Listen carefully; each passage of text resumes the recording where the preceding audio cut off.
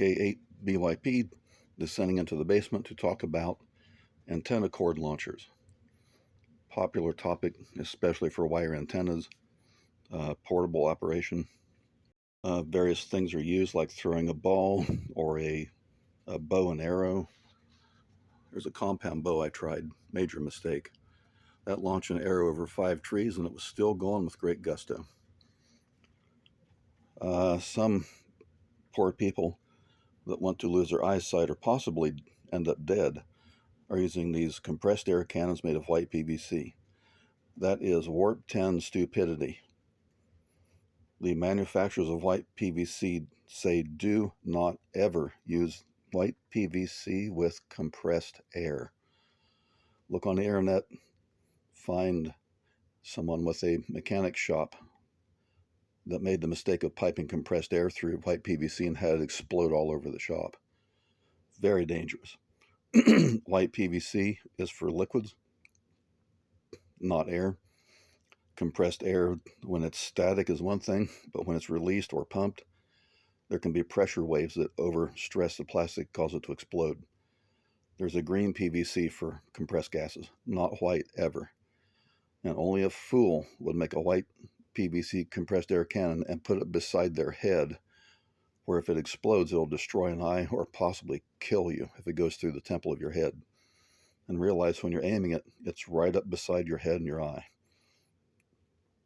Since I'm not going to build that, and the hunting bow is much too powerful, I decided on this, which works fantastic. The low power Daisy Crossbow. Small, light, inexpensive, $100. Crossbows have bolts, not arrows. These are called bolts. And the short version is, outside of just learning how to assemble and use this, which is just standard, kids do it. But here's a couple of critical points. Number one, 50-pound monofilament. Number two, weighted with 3 16-penny nails. I have written down someplace 1 1/8 ounce. I had to fine tune this because without weight, the thing travels quickly but doesn't go very high. With too much weight, it slows down. It'll go higher, but not high enough. And I found 1 1/8 ounce was about optimal for getting up to 40 to 50 feet elevation. Don't fall for the myth of antennas being higher the better. This is shortwave. What in the bloody blazes does 5,000 miles propagation care about another 30 feet? All that's doing is putting another 150 to 100 feet of lossy feed line in the system and possibly losing up to 3 dB signal. It's a fool's errand. It's just somebody blowing smoke trying to sound important because their antenna is higher than yours. And they have no idea what they're doing. And there's where I'd written 1 1/8 ounce. There is, obviously, don't ever do anything like this without safety glasses.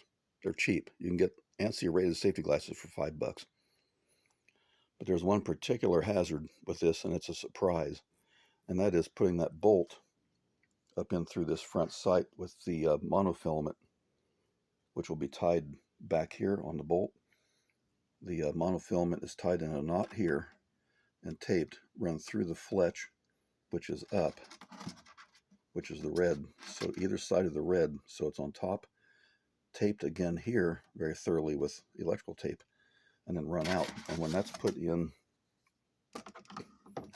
like this, that monofilament is going all the way back here and feeding forward, so when the bolt comes out, the monofilament goes with it.